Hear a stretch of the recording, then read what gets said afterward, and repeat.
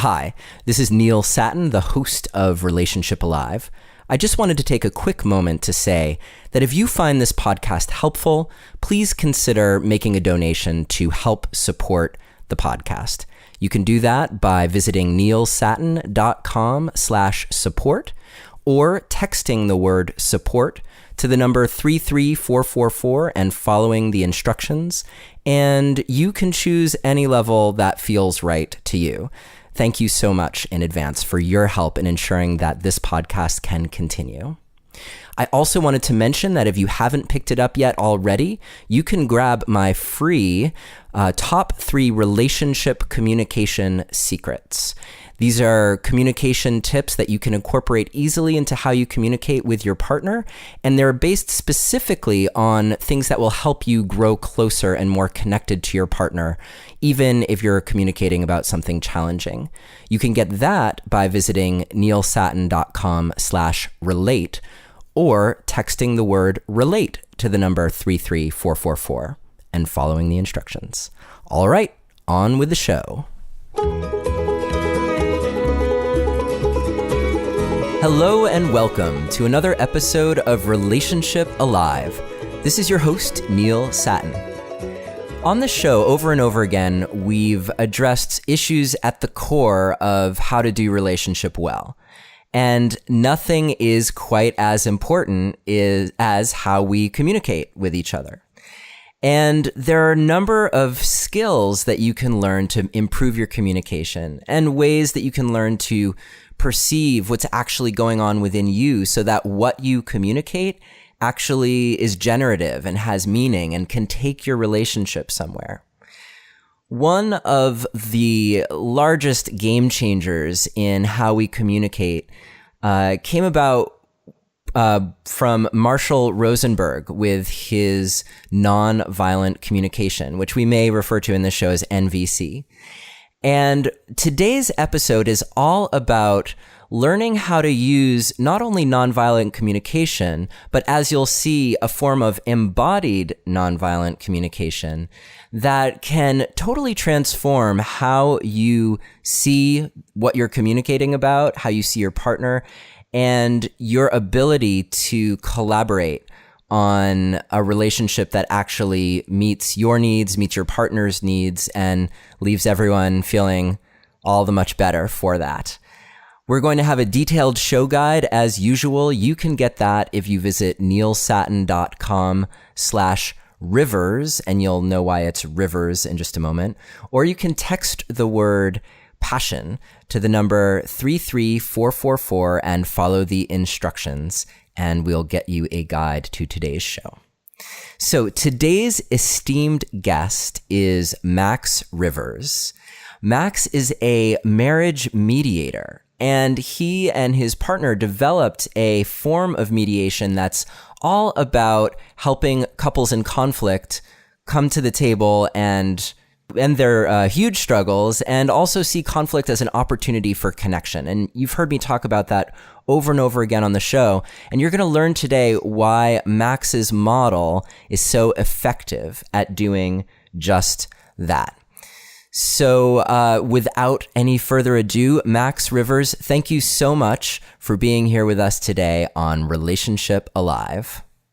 Thank you, Neil. Looking forward to it. Awesome. I also want to just mention while we're here at the top of the show that you have a new book coming out. It may or may not be out at the time that this episode is released, but if not, it will be soon thereafter. We will have a link to the book in the show guide. And I was lucky enough to get a draft copy, and I think it will really be transformative for you in terms of changing the way that you see how communication works in your relationships. So, and we're going to dive into that today. So, Max, perhaps we could start out with why marriage mediation? I think that's something people don't tend to think about. We're having trouble. Don't we go to a couples therapist? Why would we go to a mediator? Yeah, well, the overarching issue is when a couple are fighting, and half of all marriages end because people can't resolve their fights, but certainly many of the couples that stay together still are fighting. The question is, do they have a psychological problem, Or is their problem they don't understand how to deal with conflict? And what I found over the last 15 years of applying mediation to couples conflict, it turns out it's much faster to work on teaching couples conflict skills than going into the psychological phenomenon that brought the conflict about to begin with. And the way that we really discovered that, Elise, my wife and I, is while we were dating, we took a mediation training together. She had been a lawyer and wasn't using her skills. And so she was interested in trying that with me. And although we were at the beginning of our relationship, we were just engaged, and our conversation was pretty good, we were amazed at how well our relationship started to go after we learned the skills of mediation.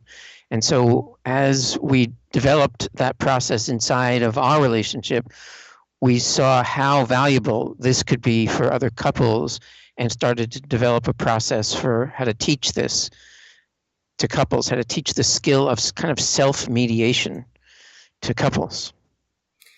And what do you notice about couples who learn these skills? What are some of the transformations that you see occurring? Well, the first thing that happens in the very first session, most couples who come to me have done between 2 and 4 years of couples counseling, and they don't seem to have gotten anywhere in forward motion because they still don't really understand how to deal with conflict.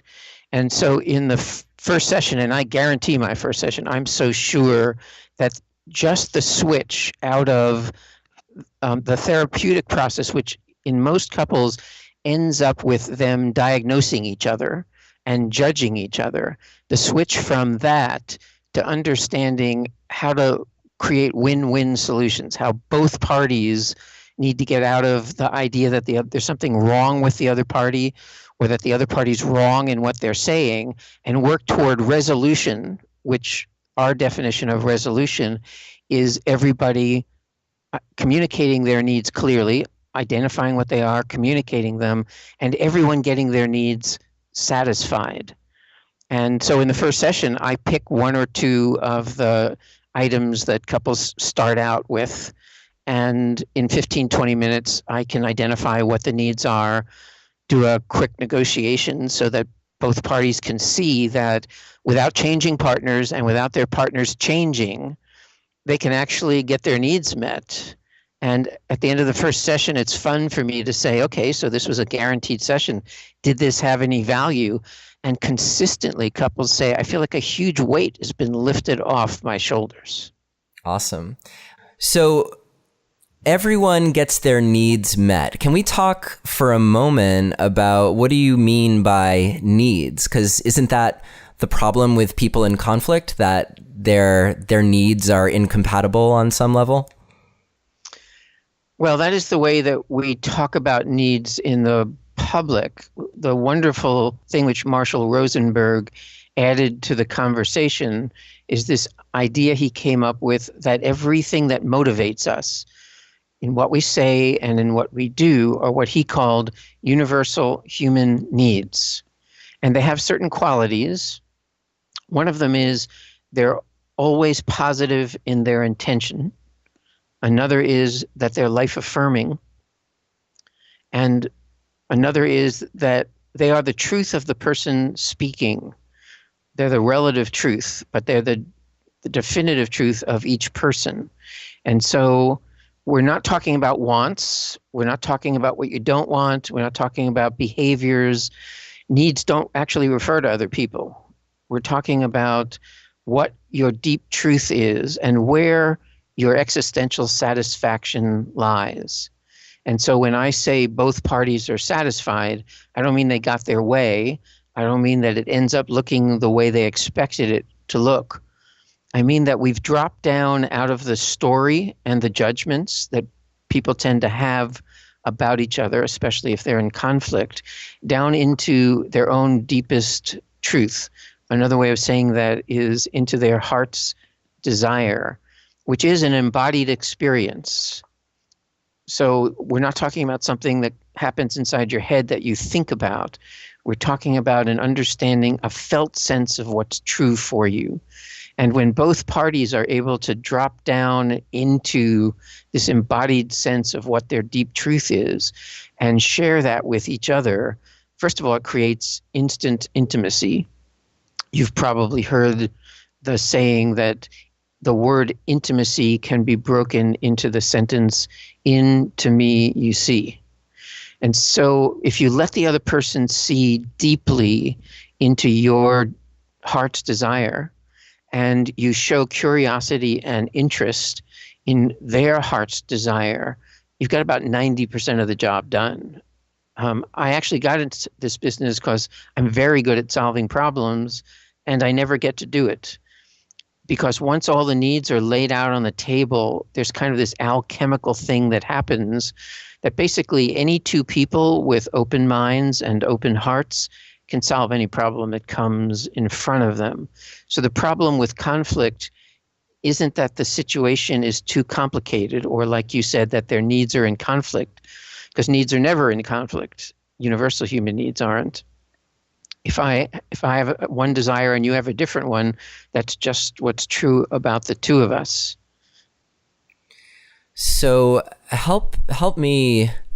Let's get a little more clear on, if I want to distinguish like a need of mine, and I want to know that it's a universal human need. What's a way that I can get at it more clearly? So one of the ways that embodied NVC works is, Marshall said that needs don't communicate to us through words. They communicate to us through feelings, which is one of the important contributions that he made. So other people don't cause our feelings, Marshall said. Our feelings are caused by our needs. Our needs use, he said, feelings to communicate to us. But what I would say is that needs use bodily sensations to communicate to us. So when we say the word feeling, we generally mean a feeling name, which I consider a mental process, coming up with a name for what it is we're experiencing. And that's not as important in my process as identifying what it is you're experiencing. So, for instance, if the way that I'm communicating right now is really exciting you and satisfying you, then you're going to be experiencing the need maybe for contribution or for having a great show today in your body as satisfying feelings, feeling upbeat and energetic. If the way that I'm talking isn't working for you, you would have a different set of sensations. And if you took your attention off of me and dropped down into your body and breathed into those sensations and asked yourself, so what is alive in me right now? That's a way of getting in touch with the universal human need that the situation is stimulating but not causing, which is another important distinction that we make with universal human needs. So if you walk by a restaurant that has a great smell coming out of it, you may suddenly realize that you're hungry, which is a universal human need for nourishment. The smell didn't cause your need for nourishment. Your body caused that by it not being fed for a certain amount of time. But the smell stimulated your awareness that you have that need in an unsatisfied state right now. And so that's one of the ways that you can identify what it is that you're needing. It's not what you're thinking, it's what you're feeling.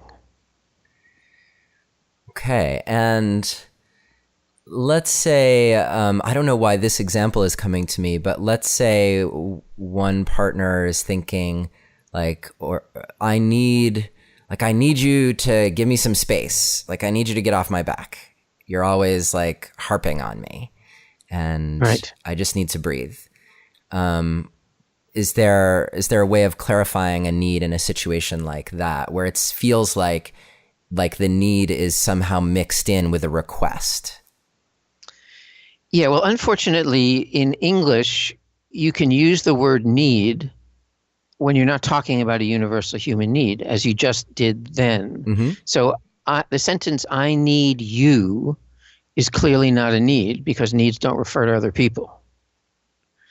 So what I'm hearing is that that person is needing space, that they're needing peace and serenity, and that the way the other person is communicating with them isn't adding to their sense of well-being. So they've said some things about the other person. I need you to get off my back, which is violent communication and is going to be received by the other person who's, remember, also motivated by these beautiful life-affirming universal human needs. And now in the process of them trying to get their need to communicate and connect met, what they've been met with is an attack back on their personhood. What Marshall Rosenberg called a moral judgment. Either you're bad or you're doing something wrong. And Marshall identified that experience as a violent experience. So violence isn't even emotional violence, much less physical violence. It's a moral judgment. And what Marshall said is that judgments are just badly worded expressions of a desire to get a need met.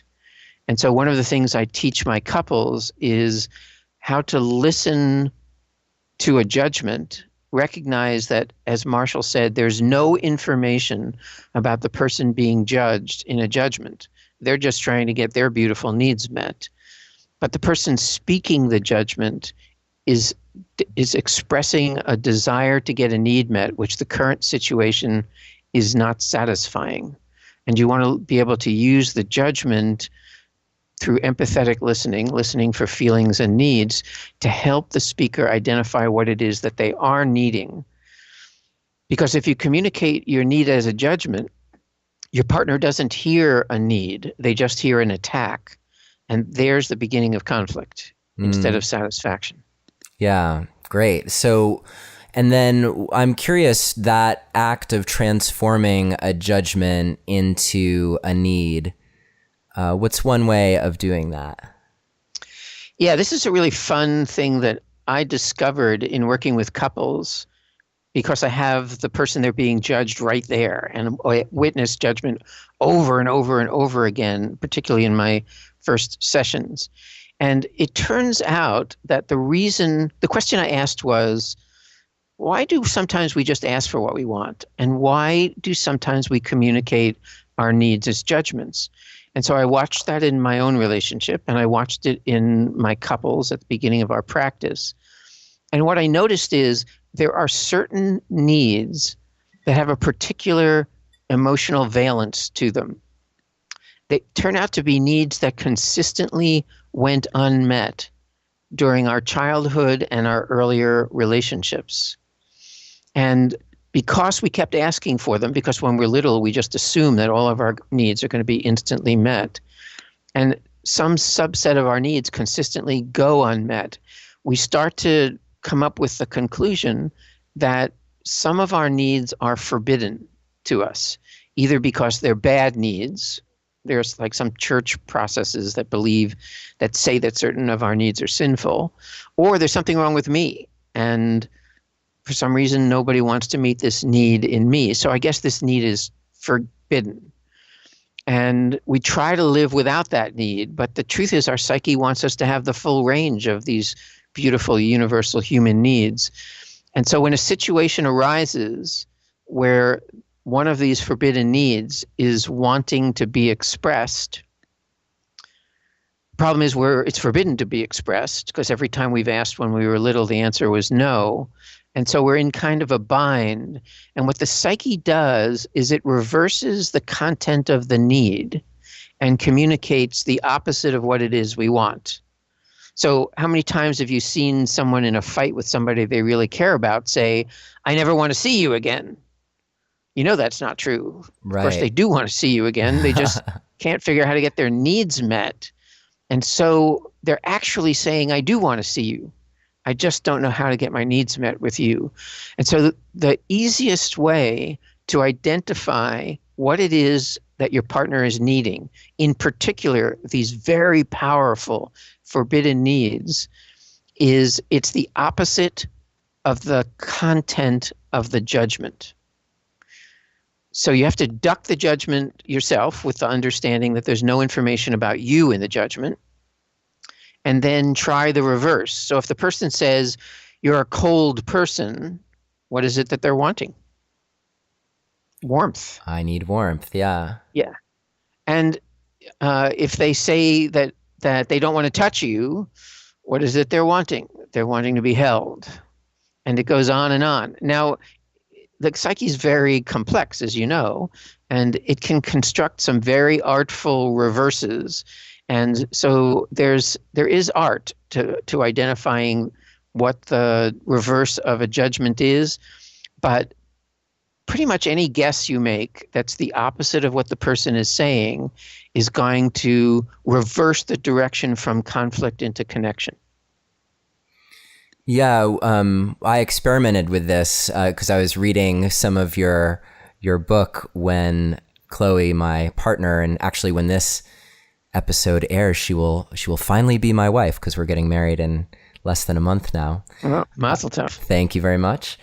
So we were practicing and visiting ways that we've judged each other, which could have been really painful, right? But it was really interesting for us to. I'm trying to think. One of them was, and I hope Chloe doesn't mind my mentioning this, but she had this judgment about how I put the kids to bed at night, and it was something like you should. Something, I don't even remember exactly what it was, but you should blah, blah with the kids at night. And that is typically how the words would come out in the past. And then we're like, well, how does that work? Because it's like, what's my need there?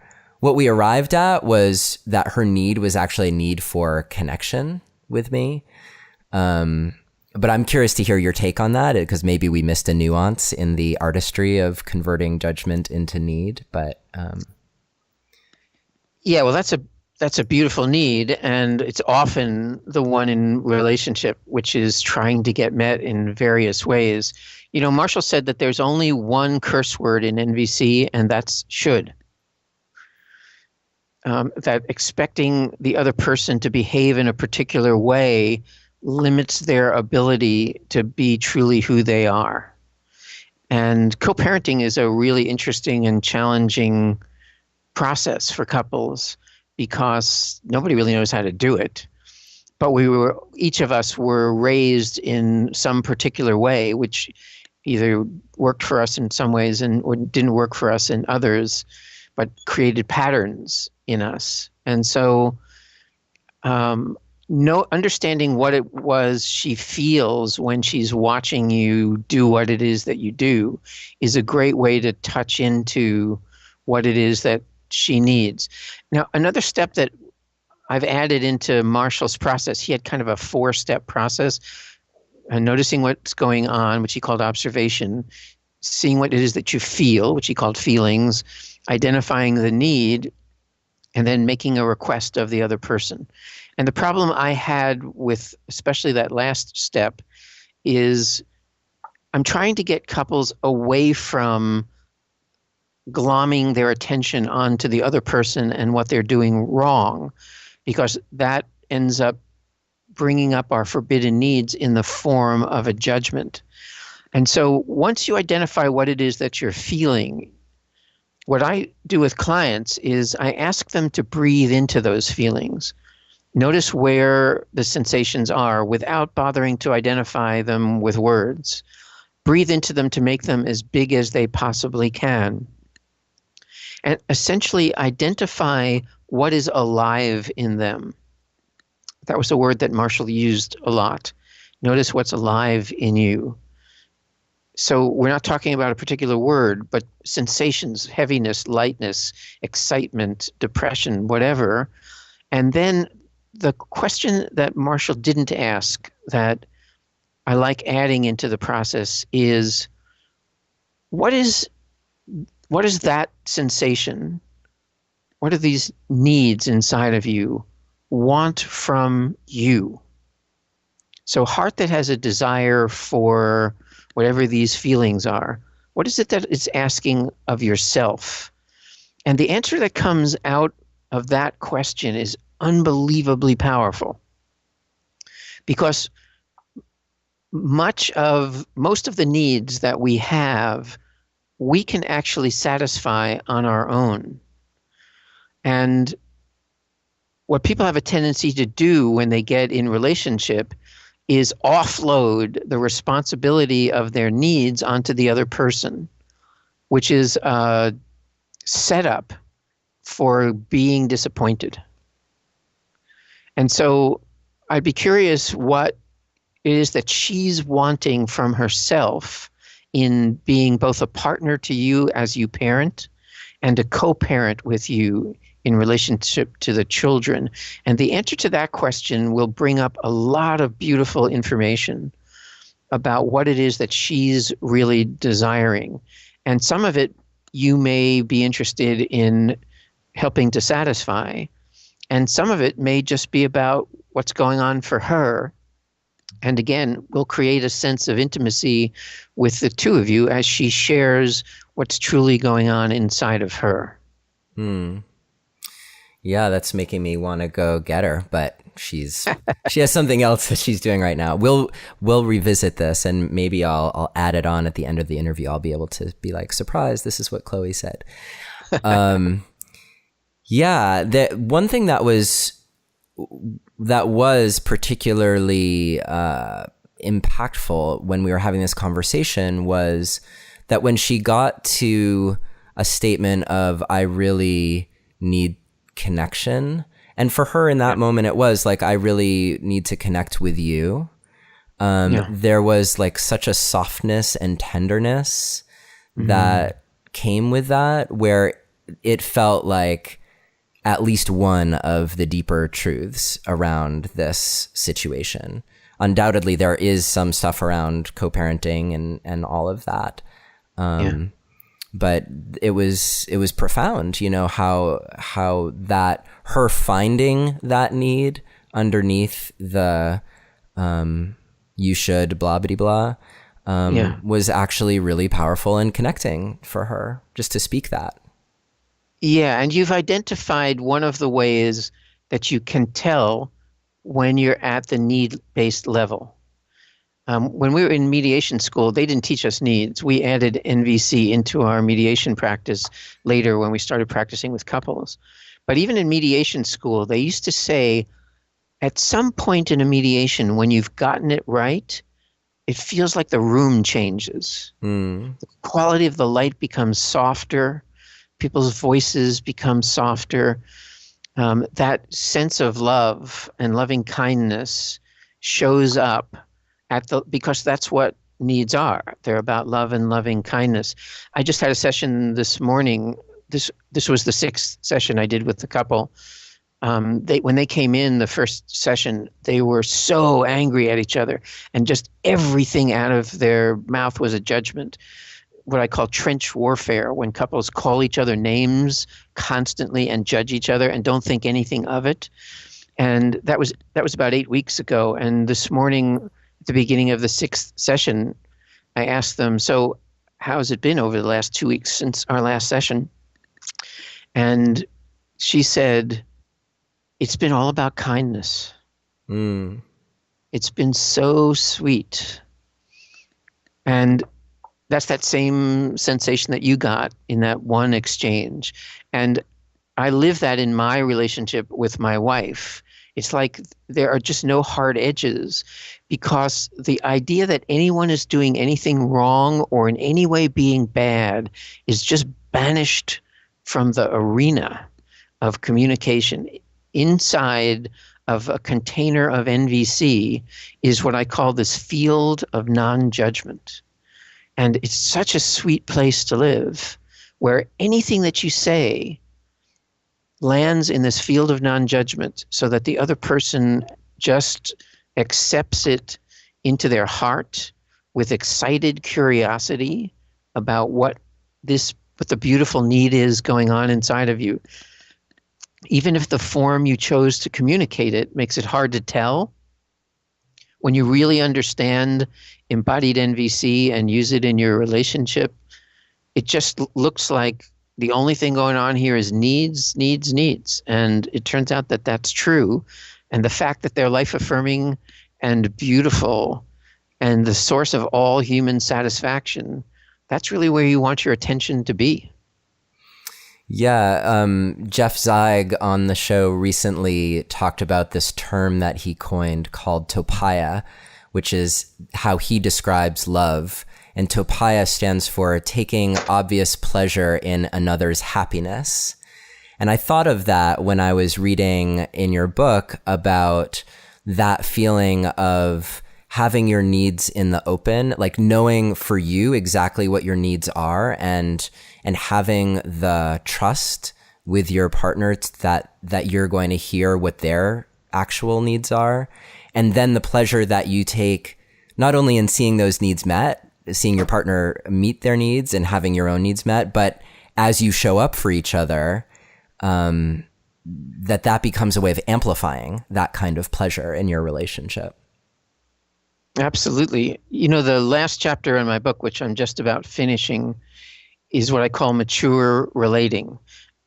The skills that I teach are really great for stopping the violence and for turning judgments into intimate connections, for bringing what I call the vicious cycle, slowing it down until it stops, and then beginning the beneficial cycle where when you share what it is that's true about you, it gives your partner the freedom and safety to share what's true about them, which gives you more safety, which creates more and more. And the beneficial cycle begins to go in the other direction.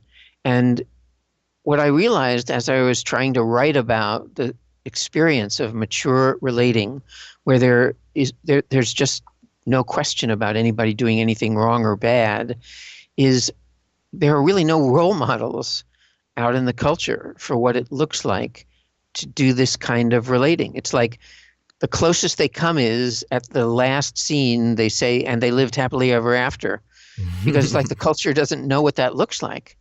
And I've been living it now for about 15 years with my wife and seeing couples emerge into that place. And many of the couples who do that work with me continue to sort of check in with me every few months or once or twice a year, because the cultural paradigm is so violent and so about conflict that it's hard to keep doing this. To have a mature relationship is actually countercultural. Yeah, and I'm curious for you if you can talk about, because this I thought was so insightful. At the beginning of your book, you mention how our forbidden needs often bring us into relationship with our partners, and that 3 stages of relationship where your needs go from being forbidden to the cause of conflict, and to actually being out in the open and no longer forbidden. But can you talk about that initial dynamic of what is it in your view that is bringing people together?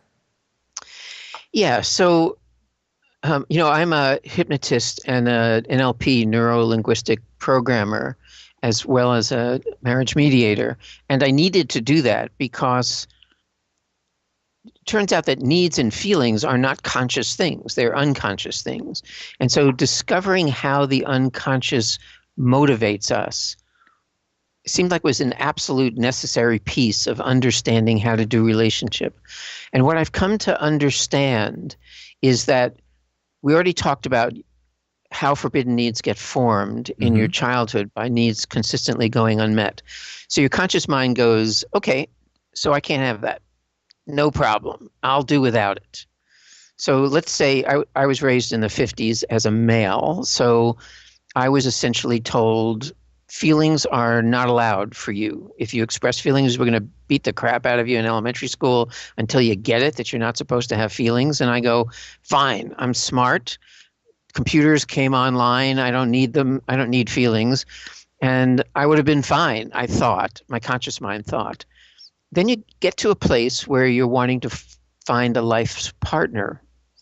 And you make up some kind of conscious list. You should be Jewish and blonde and have a PhD or whatever it is. But it turns out, especially if you've had a bunch of friends that you went through high school and college with, that that's not who people end up connecting with. Of all the people that they date, who do they end up picking, or what kind of person do they keep picking over and over again? And you know what the culture tells us? Opposites attract.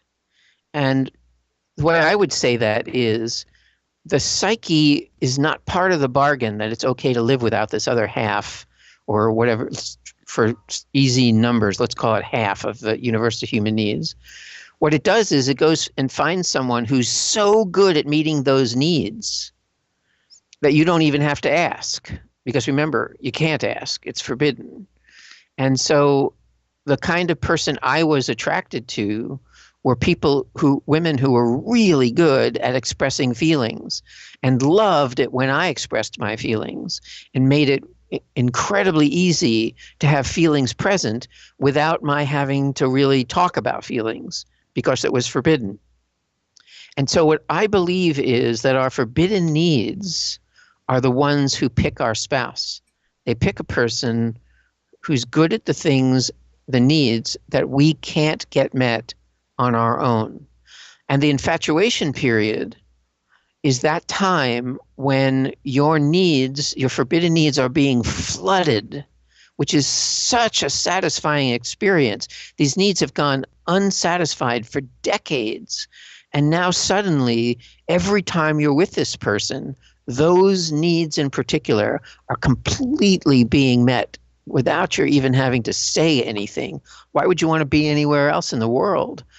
And a love match, in my theory, is this amazing mathematical combination of your strengths match up with their forbidden needs, and their strengths match up with your forbidden needs.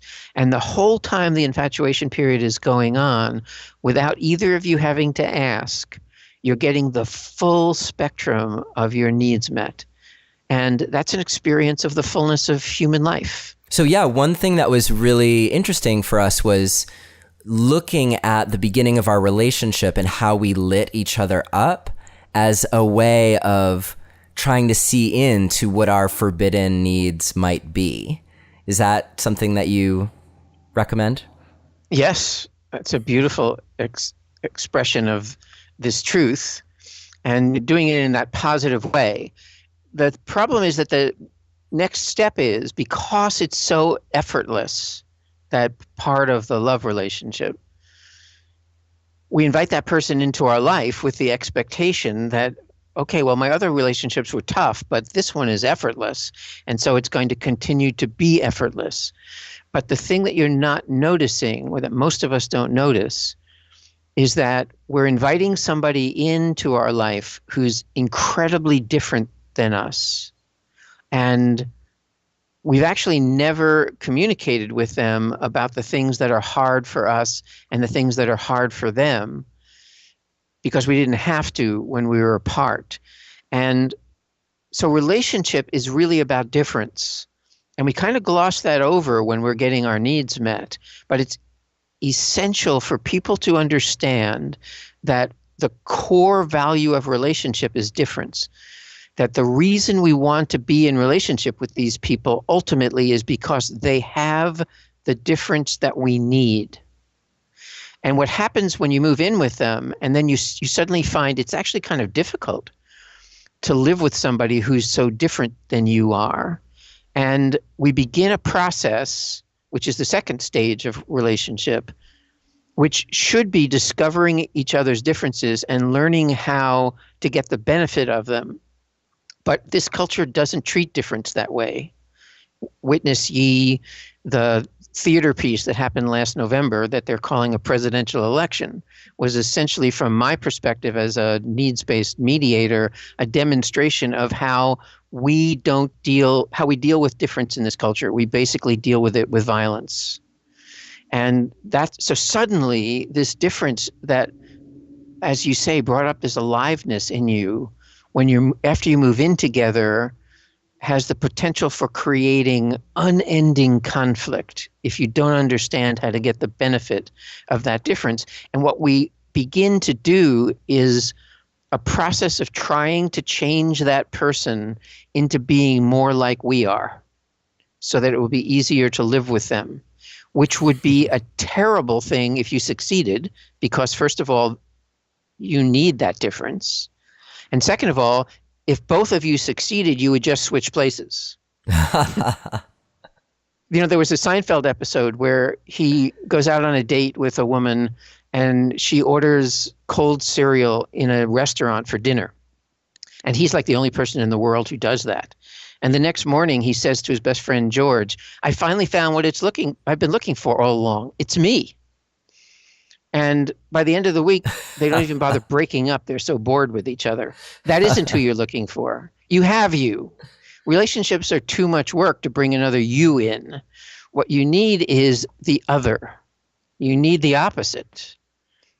But you need to learn how to get the benefit of the opposite. And so when couples come into me, I think when they go into couples therapy and when they come into me, they're caught in the struggle of misunderstood difference. And that's my definition of conflict. Conflict is just misunderstood difference. Difference is a good thing. Misunderstanding anything is a bad thing. And so having misunderstood difference creates conflict. But see, it makes my job really easy because I know that it's very likely that they pick the right person. And the fact that they're in conflict is a good thing. It shows that they really are different than each other. And I'm a mediator. I know how to deal with difference. So by helping each person drop down into the needs that their conflict is blocking through the violent expression of, and have them actually say the beauty of the needs that they're trying to get met, the conflict evaporates. And the thing that was there all along, which is their beautiful partner who's a mathematical match for all of their needs, is sitting there again, delighted to be meeting their needs once they say them in what they're actually needing instead of saying the opposite in violent language. Yeah, and there's that beautiful aspect of it as well where since you picked that person, and you write about this, since you picked that person based on their ability to meet those needs of yours back before the storm happened, then it's actually in all likelihood a gift of theirs to meet those very needs that you're able to express. Absolutely. And you understand that what's going on is they're sitting on a couch.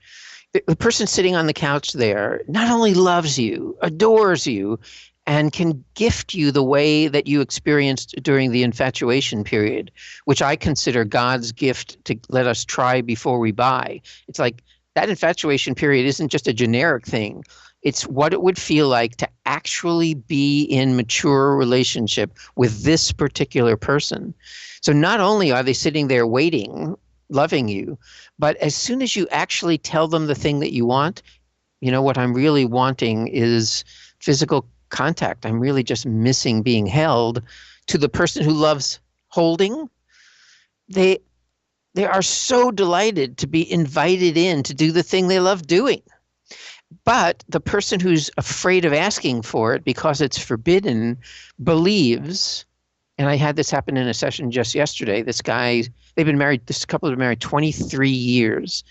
And the thing he most wanted to say, he looked at me because it was like the next thing to say in the process. He looked at me and he said, I know what I want to say, but I know when I say it, she'll never love me again. And that's what it feels like when you confront the despair of a forbidden need.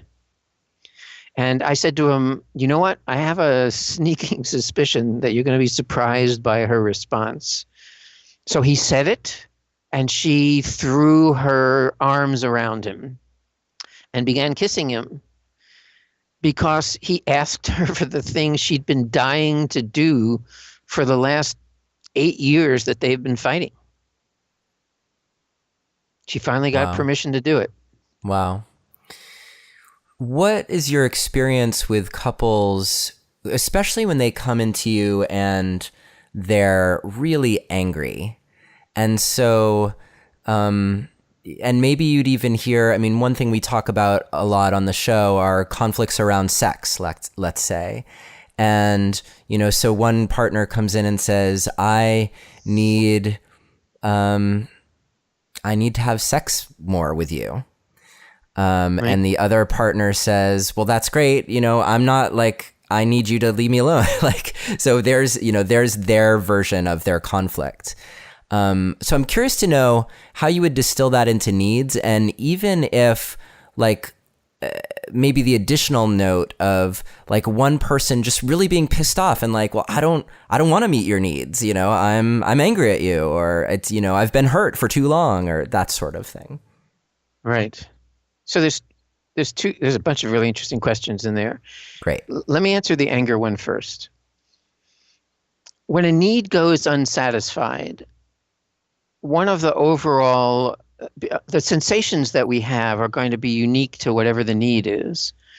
But one of the things that Marshall said is that these sensations organize themselves into what he called emotional energy. And that kind of organizes all the individual sensations into a kind of a composite body energy. And most of the time, at least one of the colors of that energy is going to be frustration if a need is not getting met. It's frustrating not to have your needs satisfied. Mm-hmm. Now, if you leave frustration alone and consistently go through the same experience over time, that frustration pickles into anger. Mm. And if you add more time, it pickles into rage. And the explanation that we give in this culture to people who feel angry or rageful is that the stronger they feel, the worse the transgression must have been from the other person. But what I say is, and I say this to my clients who are angry, anger is just frustration plus time. If you had talked about your frustration the moment it showed up as a subtle body sensation, you would have gotten your needs met and you wouldn't have gotten angry. So the fact that you're angry now doesn't mean your partner did something worse. It means you didn't communicate your responsibility about your needs. How are we on the outside supposed to know what it is you need unless you communicate it? Mm. And so anger doesn't implicate the other person. In my model, anger implicates you as having not taken responsibility to communicate what's important to you. And so what I do is I help them communicate it. It turns out, of course, their partner's delighted to meet that need, and we don't get to talk about anger anymore at all. Wow. Yeah, and that makes total sense to me as to, how it's kind of working around the problem and going straight for the anger instead of feeling like somehow an angry person has to become a loving person. Right. Yeah. I mean, Marshall says other people don't cause our feelings. It's hard to believe when you first take it on, but the truth is going to the root source of what the energy is that you're trying to manifest, what your truth is, what is it your heart desires, which is always positive, gets rid of all of the problem of dealing with all the story and all the history and all of the histrionics. We get to go just right to the source each time. And it's why I can do this process in 6 weeks. I don't spend a lot of time dealing with story or history. We just go right for what's in the room right now. Yeah, so a hint from you would be great on how to get out of your story. Like, let's say you're in judgment or your partner's coming at you in judgment. Yeah, remember, judgments are tragic expressions of unmet needs. So if I'm the one in judgment and I hear myself judging, or if my partner says to me, well, that's a judgment, I go, okay, so what's the need underneath that judgment? I don't know, what's the opposite of what I just said? Let me see if that feels right. Well, it's not exactly that, it's this. Oh, I get what it is. And then you share that. If your partner's judging you, you duck the judgment because it's not about you. You listen for what the opposite of that may be, and you make a feeling and needs guess. For some reason, people don't like to be told what they're feeling, especially when they're upset. It's like universally, so you're angry, gets back, this isn't angry, you want to hear anger? But so what I instruct my clients to do is make a feeling guess, which sounds like, so I'm wondering if you're feeling angry about that. Or for people who really don't like to have feelings associated with them, I'll use my own body and I'll say something like, wow, if that had happened to me, I would feel angry. Does that have any resonance for you? So that gives, either of those two ways, give the other person a chance to look behind their eyes, down into their body, and bam, once I've got them in their body, they're out of the story, they're out of the judgment, and they're hunting around right where I want them to be, right where the truffles live, down in the dark, underneath the leaves. And that's our goal, is through empathy, is to get the person out of the past and out of the future into the present moment, out of the story and out of the judgments into their body, which is why I call this embodied NVC. Yeah. I love that. And I mean, that's something that I've seen with my clients as well, that, and you mentioned this, that there's a potential for them to experience getting in their head and trying to even name feelings as an act of violence versus just getting into their sensation and sort of comparing notes on what they're sensing in their bodies with each other. Yeah, and a well-formed feeling name can be useful. It can help you understand what's going on with you. It can help you communicate to the other person what's going on with you, but you have moved to a new venue. And that concerns me because the body, feelings live in the body, sensations live in the body, emotional energy is an embodied experience, and needs are a junction box inside our body to some universal wisdom, which is really what we're trying to get at. And this is one of the reasons I love Marshall's work and prefer it to a therapeutic model, because I did this in the prison for 2.5 years. We went in and taught NVC to prisoners, and I had people who had no self-reflection, lived in such violence that it was dangerous not to be paying attention to the outside world, and didn't have any therapeutic knowledge at all. And when they did this process and touched into what it was that they were needing, what came up out of them, particularly in answer to the question, heart that desires that freedom or whatever the need was, what is it that it wants from you? What would come out of them was unbelievable poetry and incredibly deep wisdom and truth. And for some of those people, they came to believe that needs were a junction box to God, because that was their belief system. And for some people, it's just a junction box to some kind of universal wisdom, like the Onosphere or something. And for some people, it's a connection into their own wisdom. And I don't know which of those it is, but whatever it is, I notice that when I do this well with people, the wisdom that comes out of them is greater wisdom and better information than their best thinking ever would have been. And so to give people the gift that they're carrying around a junction box to greater wisdom than anything that their own mind can come up with is an incredible gift to give people, to know that they're carrying this around with them everywhere that they go. Well, you're giving me a great idea for how to end the show. But before we go there, I'm curious if you could also just talk for a moment about strategies versus needs, because that feels like an important distinction for us to speak to today. Yeah. So especially people who are in their heads, but really everybody in this culture is very do-oriented and figure-it-out oriented. I mean, I was a computer programmer. It's really fun to find solutions. And most couples, when they're in conflict, of course, they don't want to be. And so they keep coming up with strategies, ideas for what would fix this. But strategies only exist, in my model, to satisfy needs. And so you can come up with a really, really good strategy, and if it doesn't meet your partner's needs, it's useless.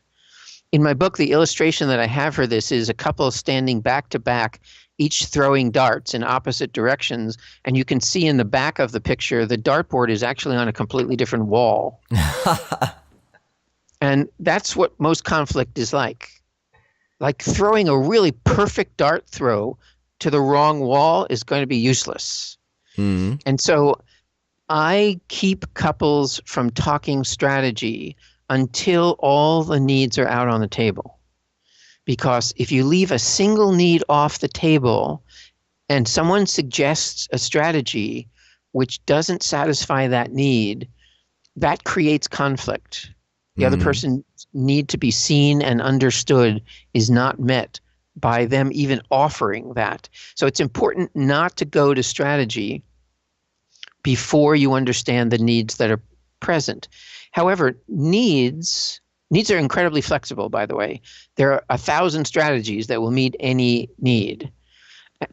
And so that's another reason needs are a great currency to use in relationship, because a strategy is digital. If I say I want to go out for pizza, there's only 2 answers, yes or no. If I say I have a need for nourishment, there's 1,000 possibilities for what we could do. And so starting with strategy starts with flexibility. You get both hearts and minds aware of all of the beautiful needs that are present. And as I said in the beginning, it's my experience that 2 people with open hearts and open minds presented with even an incredibly complex set of needs, which can happen in relationship, especially if you're co-parenting, the strategies which show up in both people's hearts and minds are often not anything you would have thought of without having an awareness of everything which is present, and is an amazing co-creative process that creates a third thing that neither one of you would have come up with on your own, which is why it's better to be in relationship. It's the co-creative process. What I call my work teamwork mediation. It's working together as a team, and teams need people who have differences, so you get that benefit. If you had a football team that had 12 of the best quarterbacks and those were the only players, they wouldn't win a single game, right? You need somebody who's good at blocking, and you need somebody who's good at catching, and you need somebody who's good at running.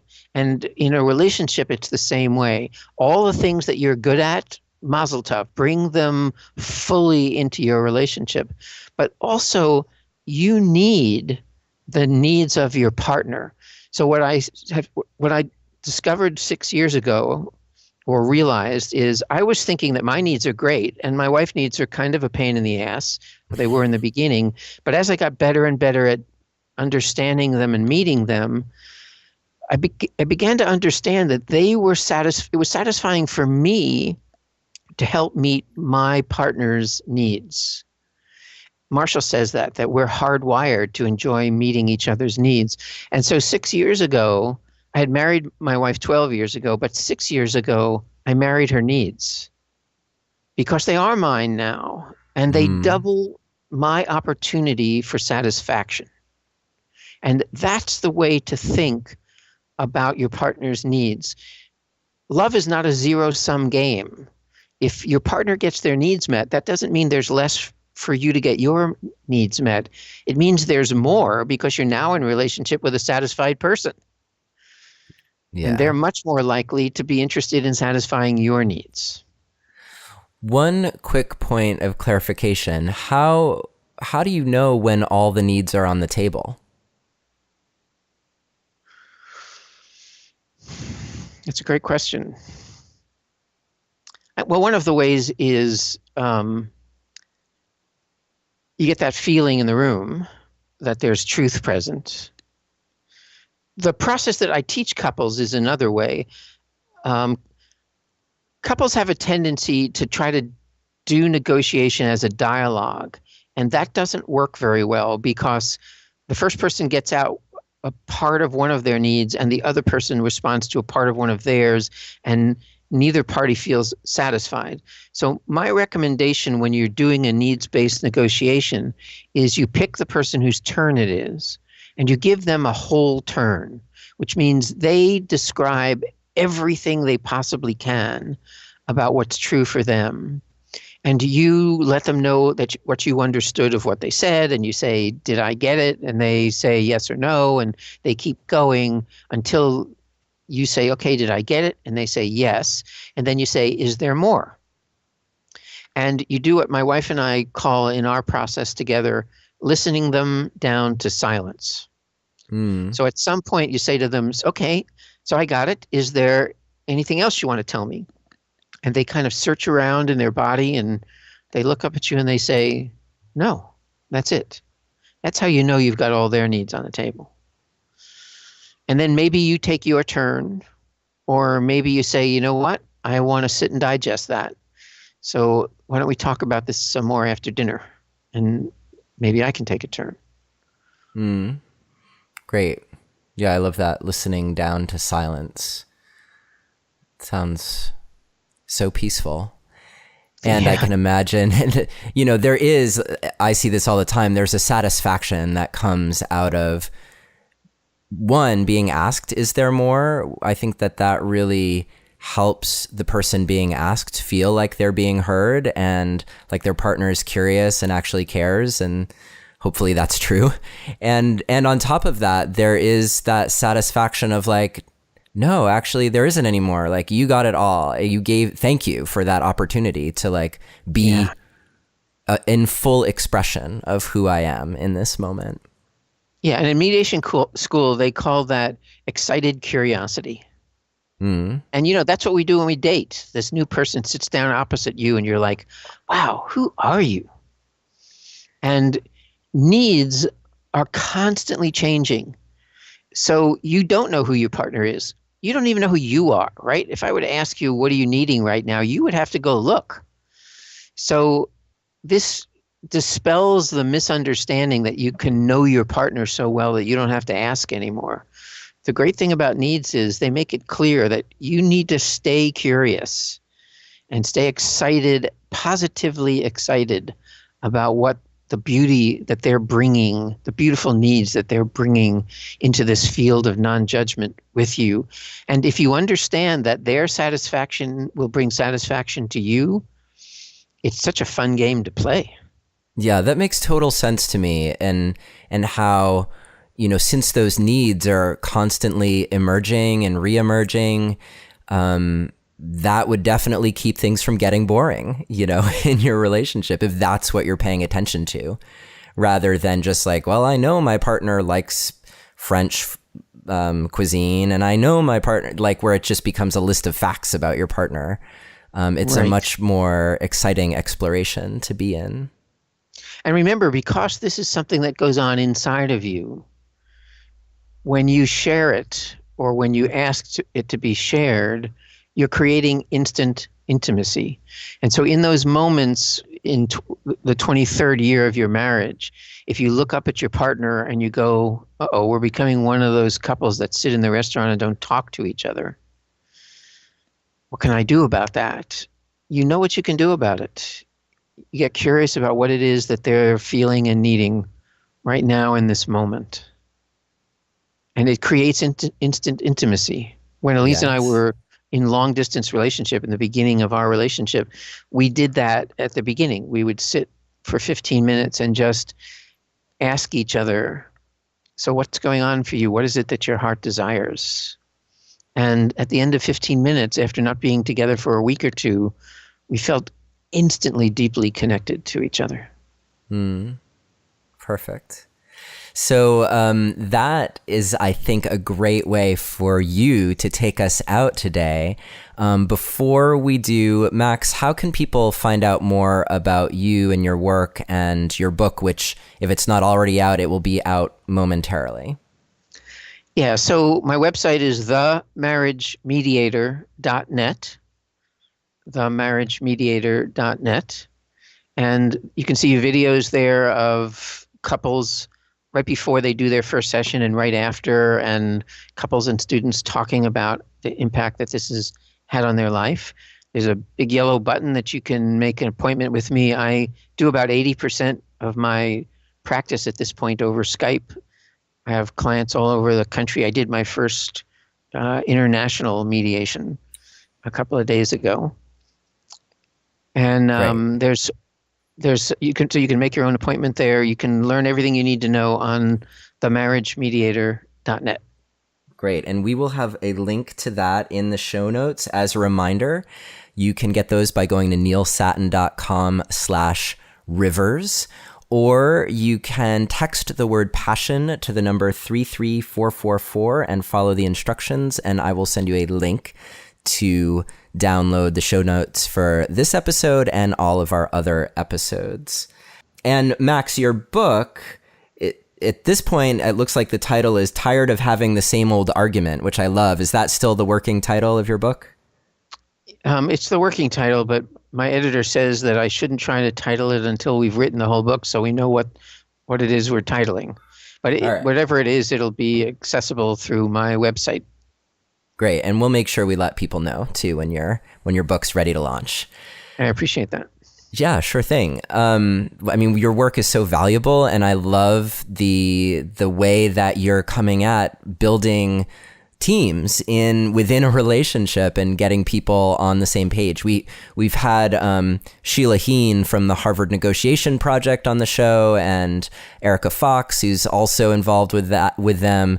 So I'm a strong believer in bringing actual like mediation, and how do you get to the other side of no or conflict with your partner.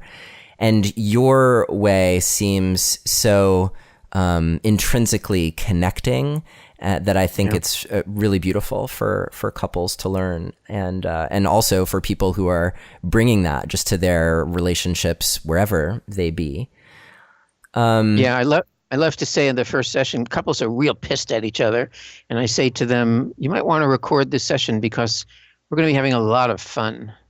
And they look at me like I'm crazy, and it is a lot of fun to get out of conflict and get to the beautiful needs that are just right below the surface. Yeah, plus what a relief. What a relief.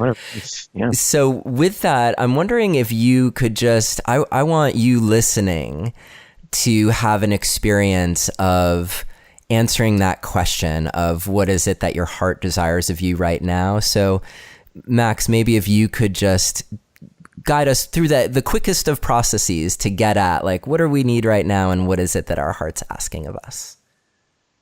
You wanting me to describe the process? Imagine that you are guiding me in this moment to have that experience, and because I want to leave our listeners with that question for them right in this moment.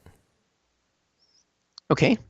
So a great place to start in order to get centered is to take a few breaths. So just relax and take a few deep breaths. The breath is one of the few autonomic functions we have that you can also control with your mind. And so it's one of the ways of connecting your conscious mind with your embodied experience.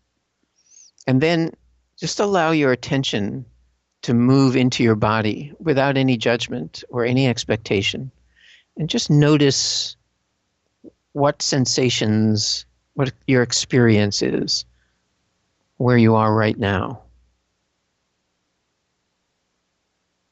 You may be looking for things that feel heavy or light or cool or warm. Maybe some difference from one side of your body to the other. Or even some movement, some energy moving up your spine. And see if you can breathe into those parts of your body and make that experience a little larger.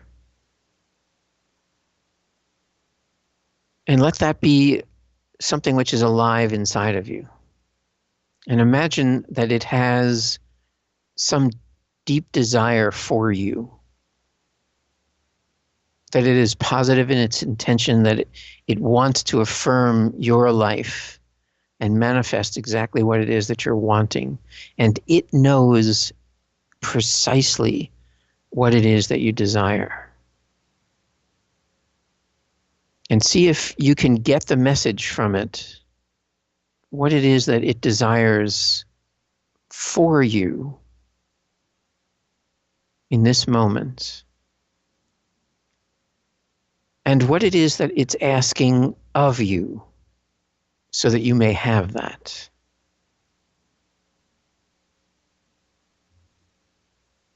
Add some breath into that question. And then see what arises to say.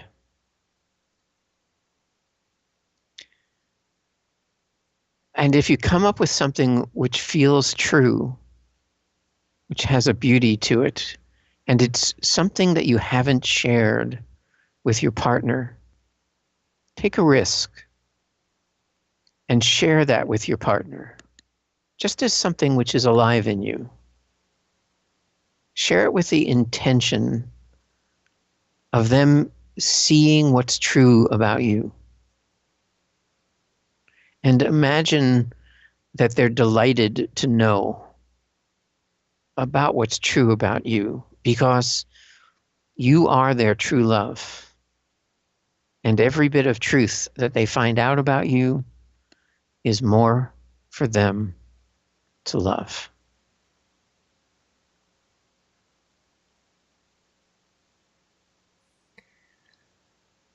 Thank you so much, Max, for that process. And when you've gone through it, feel free to drop me a line and let me know what you discovered. If you feel comfortable with that, you can reach me at Neilius, Neilius, at neilsatin.com, or you can join the conversation in the Relationship Alive community on Facebook.